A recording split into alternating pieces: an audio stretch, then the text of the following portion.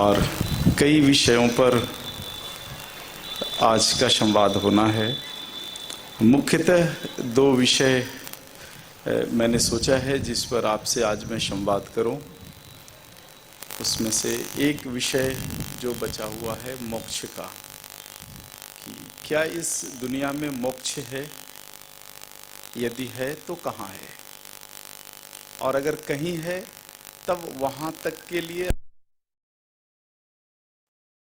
कैसा है। और दूसरा जो विषय है वह है आपके मोरबी में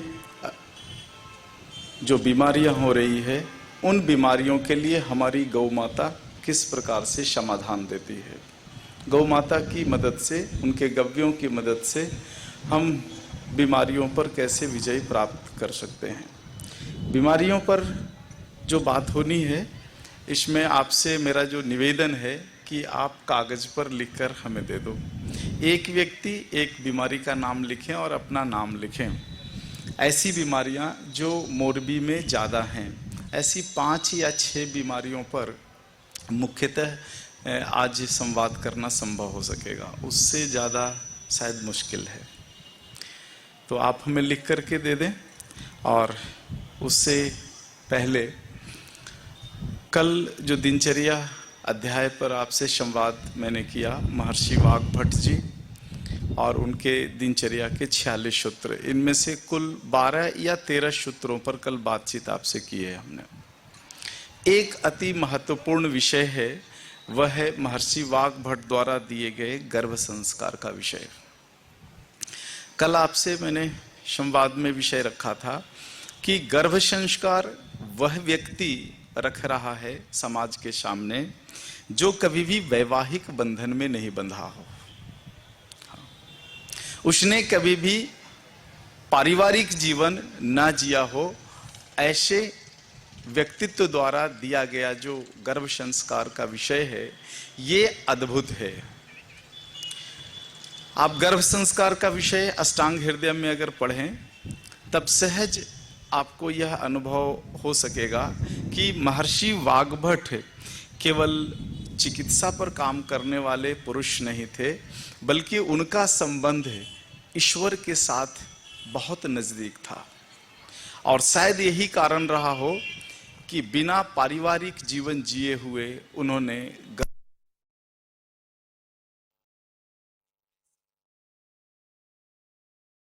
वाग्भट जी पूछते हैं, इस देश की राष्ट्र की माताओं से पूछते हैं कि आपको इस राष्ट्र की उन्नति के लिए कैसा पुत्र या पुत्री चाहिए। जैसा पुत्र या पुत्री चाहिए, उस प्रक्रिया से आप गर्भ धारण कर सकते हो। यह बड़ा ही अद्भुत अध्याय है। विशेषकर मोरबी नगर की जो माताएं कथा सुन रही हैं, इनसे मैं निवेदन करूंगा कि जीवन में एक बार समय निकालकर आप गर्भ संस्कार अध्याय जरूर पढ़ना। आज इस राष्ट्र को इसकी सबसे अधिक जरूरत है। वाग्भट जी के सूत्रों से जो विश्लेषण निकलता है, उसको संक्षिप्त में आपके सामने रखने की कोशिश मैं करूंगा कि आज का जो भारत है, और यूं तो कहें तो आज पूरी दुनिया में ऐसा ही है कि कोई भी बहन वैवाहिक बंधन में बंधने के बाद मां बनने की तैयारी नहीं करती है। उसे कभी पता नहीं चलता है कि मां बनने वाली हूं मैं, और भूल चूक में गर्भ रुक जाता है। और यही कारण है कि इस राष्ट्र को अच्छे पुरुषार्थी लोग नहीं मिल रहे हैं। आप किसी किसान से मिलो आप, और किसान कैसे किसानी करता है, खेती करता है, आप उससे पूछिए। वो बताएगा कि जब मुझे खेतों में बीज डालना होता है तब 3 महीना पहले से खेत की मैं जुताई करता हूं।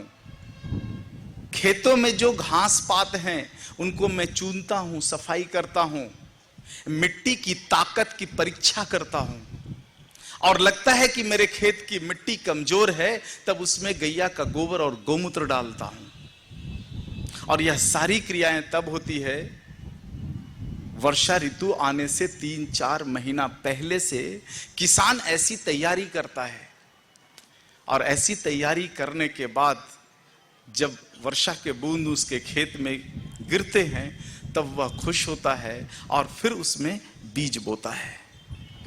बीज बोने से पहले बीज की परीक्षा करता है किसान कि क्या यह बीज जो मैं बो रहा हूं क्या उगेगा, और अगर उग गया तो पौधा अच्छा होगा क्या। इतनी सारी तैयारी किसान करता है केवल फसल उगाने के लिए, और जब फसल उग जाए तब पौधे अच्छे हों, उसमें अच्छे फल फूल सब्जियां लगे, इसके लिए जब जो जरूरत पड़ता है वह उस खेत को वह किसान देता है। एक छोटी सी प्रक्रिया है भारत के किसानों द्वारा किया जाने वाला।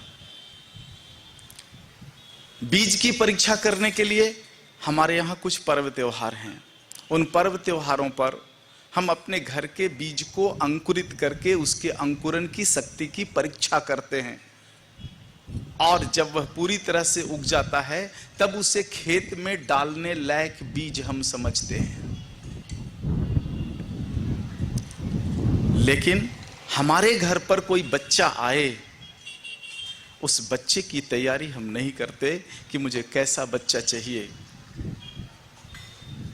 पिता कभी अपने शरीर को तैयार नहीं करता कि मैं अपनी धर्मपत्नी के गर्भ में बीज रोपण करने जा रहा हूं, क्या हमारा वीर्य पुष्ट है, क्या इस वीर्य से इस राष्ट्र को एक अच्छा संतान मिल सकता है।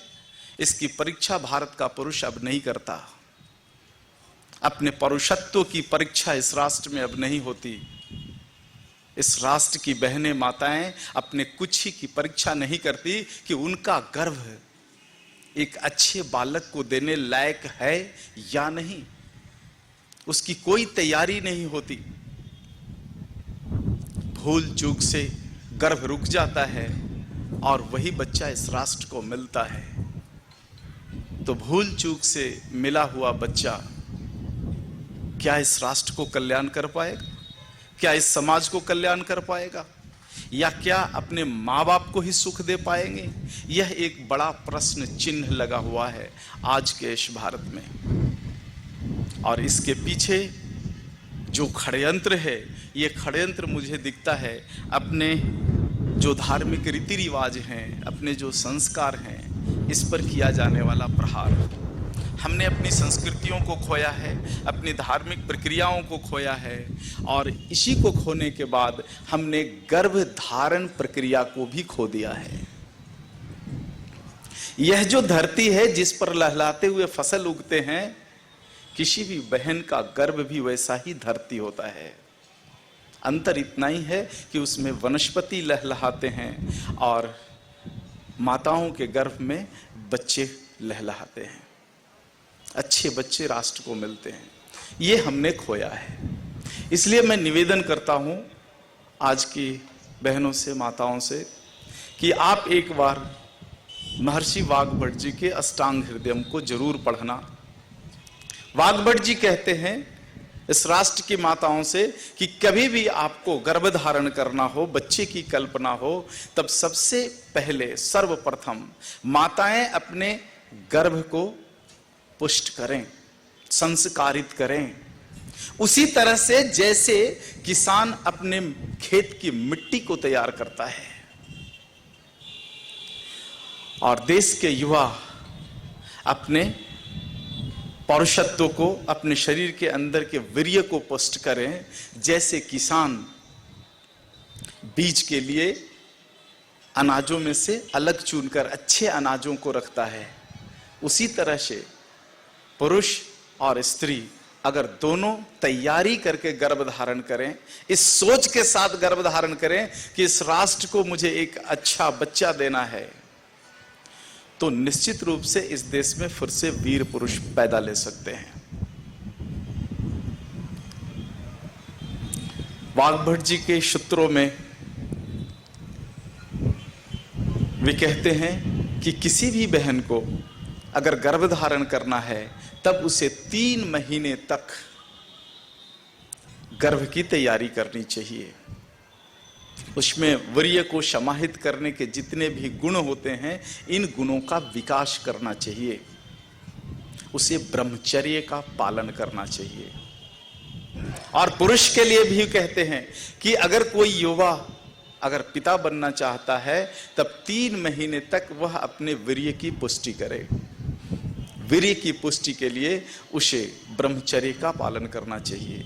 3 महीना तक अगर पति पत्नी ब्रह्मचर्य का पालन करते हुए अगर किसी बच्चे की कल्पना करें, जिस प्रकार के बच्चे की कल्पना करें, उस तरह का गर्भ तैयार होता है और पुरुष के शरीर में वैसा वीर्य तैयार होता है। और उसके बाद वाग्भट जी कहते हैं कि समागम के लिए, स्त्री और पुरुष के समागम के लिए कुछ निर्धारित तिथियां हैं।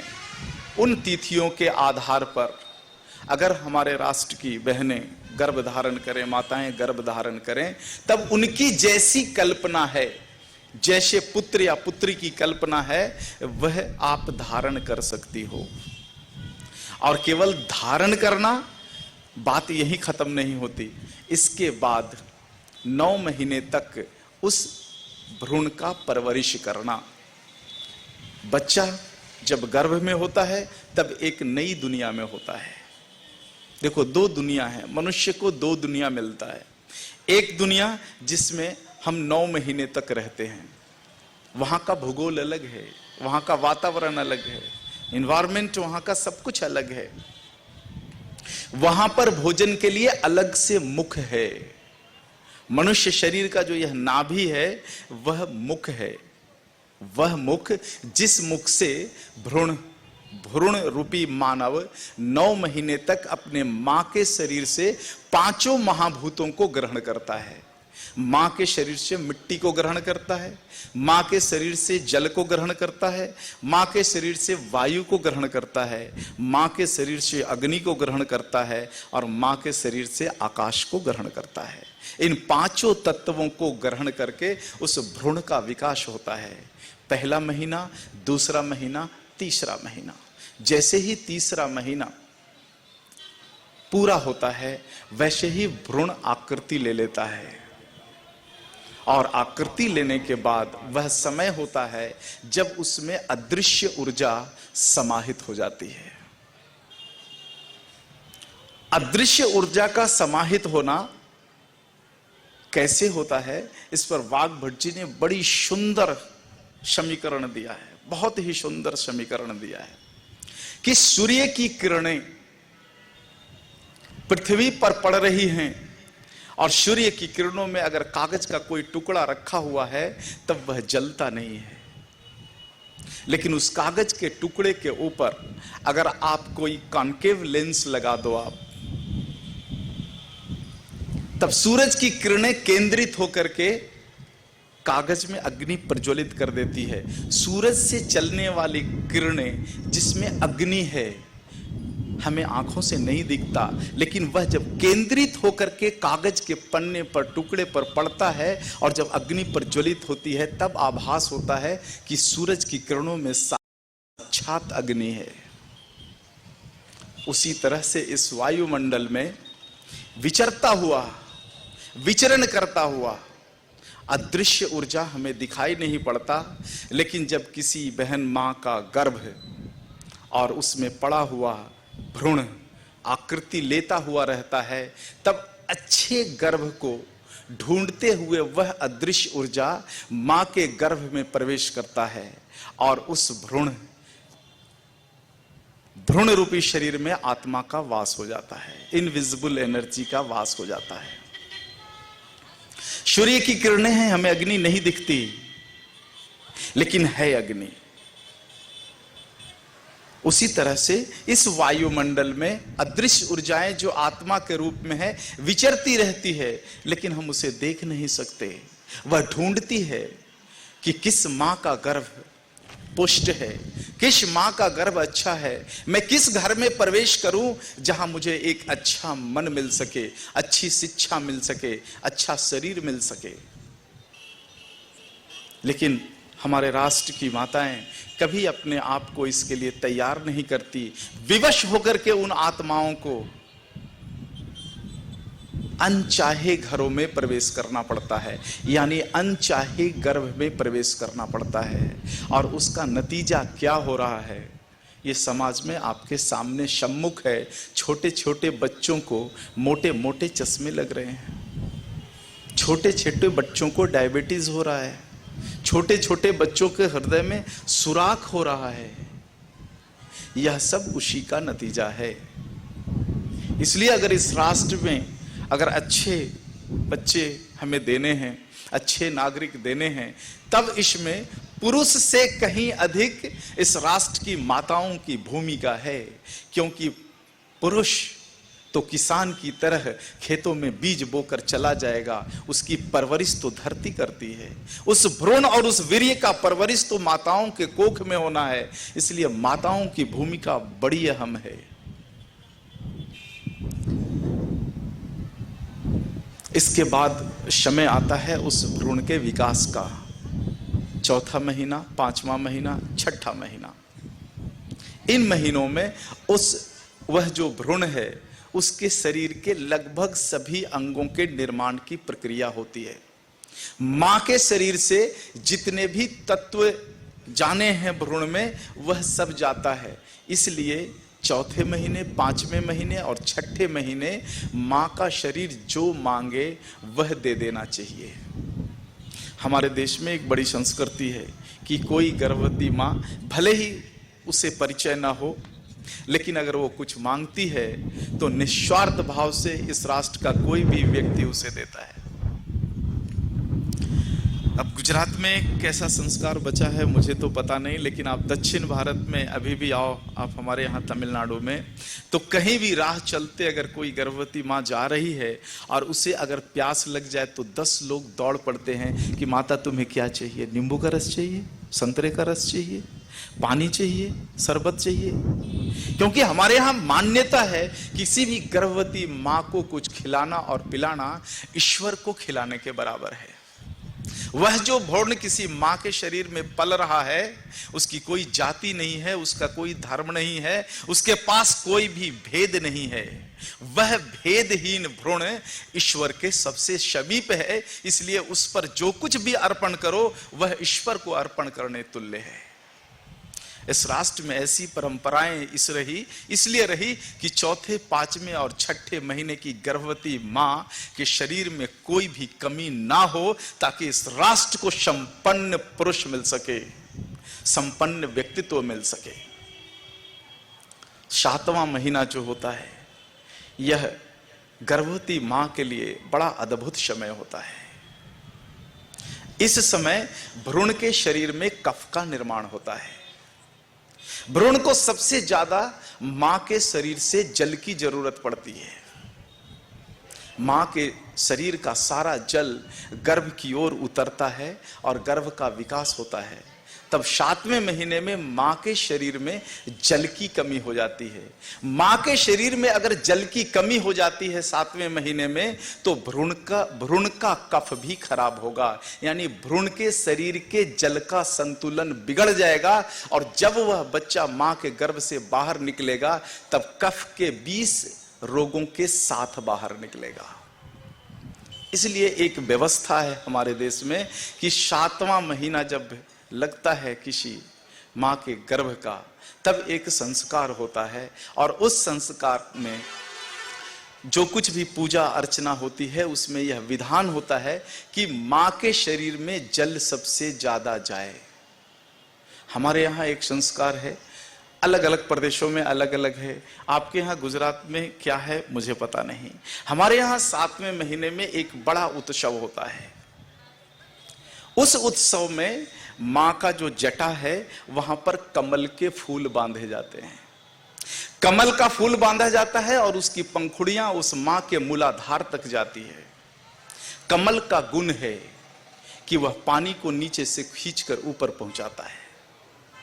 मां के शरीर में पानी की जो कमी आई है, जल की कमी, जो जल मूलाधार के पास है, उसको फिर से उठा करके पंप करके मस्तिष्क ये प्यूटरिटी ग्लैंड के पीछे लेकर के आता है कमल, और वहां से फिर भ्रूण के शरीर में जाता है।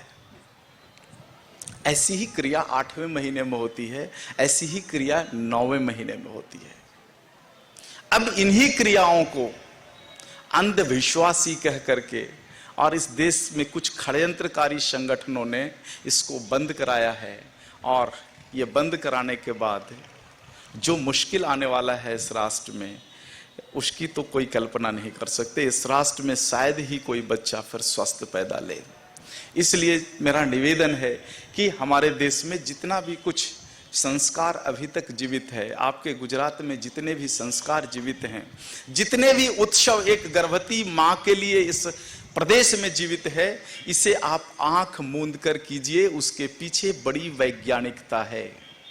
उसका सीधा संबंध मां के शरीर के स्वास्थ्य के साथ है। उसका सीधा संबंध मां के शरीर में पल रहे शिशु के साथ है। 9वां महीना चढ़ता है और मां का शरीर एक विशेष तरह का तरल बनाने लगता है गर्भाशय के अंदर, और उस तरल को बनाने के लिए सबसे ज्यादा मां को जरूरत पड़ती है तरल, चिकनाई खाने की। इसलिए जैसा ही 8वां 9वां महीना लगता है, मां को घी पिलाया जाता है। जितना घी पी सके उतना घी उपलब्ध कराया जाता है। यही घी तरल बनकर के गर्भाशय में आता है, और जब बच्चा गर्भ से बाहर निकलने की क्रिया शुरू होती है, तब कम से कम दर्द के साथ बच्चा सहजता से गर्भाशय से बाहर निकलता है। लेकिन आज का जो चिकित्सा विज्ञान है, यह घी के विज्ञान को नहीं जानता, यह शुद्ध तेल के विज्ञान को नहीं जानता। शुद्ध तेल के विज्ञान के जगह रिफाइन को जानता है, और घी के विज्ञान के जगह बटर ऑयल को जानता है। और यही कारण है कि हमारे देश के जो सम्माननीय चिकित्सकगण हैं, वो मना करते हैं घी मत पियो, तेल मत पियो। अरे हमारे यहाँ तो तेल और घी पीने की पुरानी परंपरा रही है। यह जो शरीर है, जो इनबिल्ट रूप से जो तरल लेकर के आया है इस धरती पर, कब तक चला लोगे? मां के गर्भ से हम अपने शरीर के अंदर कुछ लुब्रिकेंट लेकर के आए हैं, कब तक चला लेंगे? आप कंपनी से गाड़ी खरीदते हो, कंपनी वाले गियर बॉक्स में ऑयल दे करके भेजते हैं, क्या जिंदगी भर गाड़ी उस गियर बॉक्स के ऑयल से चल जाती है? नहीं, हर 8-10 हजार किलोमीटर चलने के बाद गियर ऑयल बदलना पड़ता है। कभी इस शरीर का गियर ऑयल बदलने की कल्पना की कि गियर ऑयल बदलना है? यह शरीर भी तो 24 घंटा चलते रहता है, इसको लुब्रिकेंट की जरूरत नहीं क्या? लुब्रिकेंट की बहुत जरूरत है। इसीलिए हमारे देश में लुब्रिकेंट पीने की कला है। लुब्रिकेंट पीने के लिए, तरल पीने के लिए त्योहार हैं हमारे यहां। दीपावली का समय आता है, कब आता है? वर्षा ऋतु के समाप्त होने के बाद। वर्षा ऋतु में क्या होता है? जल और वायु दोनों का प्रकोप होता है धरती पर। जल और वायु दोनों के प्रकोप से हमारे शरीर के लुब्रिकेंट सूख जाते हैं। तो दीपावली आता है, और दीपावली में छक के दिल तेल पीते हैं हम। पकौड़ी खाते, कचौड़ी खाते, पकवान खाते, सुखड़ी खाते, अरे सब में तो तेल है, भरपूर तेल है। यही तेल खाने की, लुब्रिकेंट पीने की कला है। शीत ऋतु आता है, शीत ऋतु के पहले हम शरीर को लुब्रिकेंट दे देते हैं, इतना लुब्रिकेंट दे देते हैं कि शीत ऋतु में लुब्रिकेंट की कोई कमी नहीं होती। ठंडी में लुब्रिकेंट जम जाता है। नवंबर, दिसंबर, जनवरी का महीना, इतनी तेज ठंड की शरीर का लुब्रिकेंट जम गया। ग्रीष्म ऋतु का प्रारंभ होता है, वसंत ऋतु का प्रारंभ होता है, होली आ गया। होली में फिर छक के तेल पीते हैं, फिर शरीर में भरपूर लुब्रिकेंट मिलता है। साल में अगर होली और दिवाली, मैं कहता हूं कि दिल से अगर मना लो, हाँ, होली और दिवाली अगर दिल से मना लो, जिंदगी में कभी अर्थराइटिस नहीं आने वाला है। बच्चे के शरीर में भी अच्छे से तेल पहुंचे, लुब्रिकेंट पहुंचे, इसके लिए माताओं को घी पीना चाहिए और तेल पीना चाहिए। घी और तेल से कभी मत डरो, लेकिन तेल के जगह रिफाइंड मत पीना। और घी के जगह बटर ऑयल मत पीना। तो इस तरह से 9वें महीने में जो बच्चा है सहजता पूर्वक बाहर निकलता है। लेकिन एक षड्यंत्र हमारे देश में चल रहा है, हाँ, और बहुत ही भयंकर षड्यंत्र चल रहा है। षड्यंत्र ये चल रहा है कि अंदर ही अंदर जो देश में जो मेडिकल साइंस काम कर रहा है उसकी नीयत में खोट आ गई है, और वह बंद कमरे में, बंद कॉन्फ्रेंस हॉल में तय करते हैं कि इस देश में 100% डिलीवरी सर्जरियन होना चाहिए। ये मेडिकल कॉन्फ्रेंस जो होते हैं ना, वो बंद कमरे में यही तय होता है कि ऐसी व्यवस्था करो कि इस देश में किसी भी माता का नैसर्गिक प्रसव ना हो। और इसके लिए सरकार ने अपने प्राथमिक केंद्रों पर सारे एंटीबायोटिक्स उपलब्ध करा करके रखे हैं। आयरन का टैबलेट, कैल्शियम का टैबलेट, मैग्नीशियम का टैबलेट। ये टैबलेट जो माताएं खाती है उनके गर्भ में पल रहा बच्चा बैलून की तरह फूल जाता है और वह कभी भी जो है योनि द्वार से सहज रूप में बाहर नहीं निकलता। जानबूझकर भ्रूण बच्चे को फैलाया जाता है, गर्भ में पल रहे शिशु को ज्यादा न्यूट्रिशन दे करके, एंटीबायोटिक, उल्टे न्यूट्रिशन दे करके फुलाया जाता है ताकि नैसर्गिक प्रसव ना हो। इस षड्यंत्र से बाहर निकलिए। और सरकारें इतनी बदमाश है कि इन लोगों ने नियम बना रखा है कि कोई भी माता का जो है प्रसव घर में ना हो, वो हॉस्पिटल में ही आए। और वहां एक माता को उस डॉक्टर के हाथ में सौंप दिया जाता है जिनकी नीयत कभी भी नैसर्गिक प्रसव का नहीं होता। एक कड़वी बात कहता हूं, क्षमा करना अगर यहां पर कोई चिकित्सक हो तो। मैं विनम्रता पूर्वक कहता हूं कि देश के सारे चिकित्सक ऐसे नहीं हैं, लेकिन 90-95% चिकित्सकों की, डॉक्टरों की नीयत ऐसी ही है। एक बहन है जो मुझसे बहुत स्नेह रखती है और वो नर्स है। तो मैंने एक दिन सवाल किया कि बहन एक बात बताओ, आप नर्स हो, क्या आपके हॉस्पिटल में आए हुए सभी माताएं जिनका प्रसव होना होता है उनको सर्जरी की जरूरत पड़ती है? उस बहन ने कोई जवाब नहीं दिया। मेरे बार बार कहने के बाद वो बहन रो पड़ी और वो कहती है कि अगर मैं सच उगल दूं तो मेरी नौकरी चल जाएगी, 6 महीने के बाद मुझे रिटायरमेंट होना है। मैंने कहा ठीक है, नाम तो नहीं लूंगा जब तक आप रिटायर्ड नहीं हो जाओगी, तब तक आप बताओ सच क्या है। वो बहन कहती है कि मैं गरीबी के कारण ये नौकरी कर रही हूं, अगर मुझे मेरे परिवार को संभालने का थोड़ा भी सामर्थ्य होता तो मैं इस कसाई का काम बंद कर देती। ये उनके शब्द थे उस मां के। मैंने कहा इतनी कड़वी बात क्यों कहती हो बहन आप? तो कहती है इसलिए कि मेरे हॉस्पिटल में जितनी भी माताएं आती है प्रसव के लिए, उसमें से 90-95% माताएं नैसर्गिक प्रसव कर सकती हैं। ये स्थिति होती है, उन्हें सर्जरी की जरूरत नहीं पड़ती। लेकिन मेरे ऊपर जो बड़ा डॉक्टर बैठा है उसका सख्त आदेश होता है कि 100 में 95 को सर्जरी कर दो, जरूरत पड़े या ना पड़े। ओ बहन मध्य प्रदेश के एक बड़े सरकारी हॉस्पिटल की एक बड़ी नर्स है, और फिर मैंने कई राज्यों में इसकी जांच करवाई, पता किया, तब मालूम चला कि इनकी तो पॉलिसी ही ऐसी है।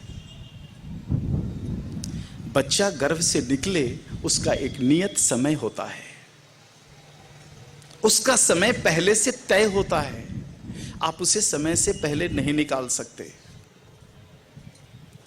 उस बच्चे का पूरा भविष्य खराब हो सकता है समय से पहले निकालने से। इस संबंध में एक सूत्र वाग्भट जी का है, मैं आपसे शेयर करना चाहूंगा उसको।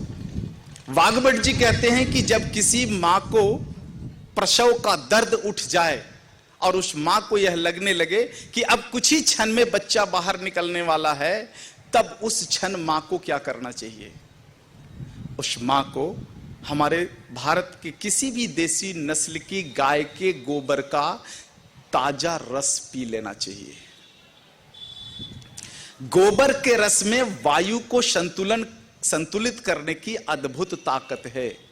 जैसे ही लेबर पेन शुरू हुआ, अगर कोई भी मां 15 मिलीलीटर गोबर का रस पी ले, बच्चा सहज रूप में बाहर निकलता है। ना हो दूसरा डोज ले लो 15 से 20 मिनट के अंतराल पर।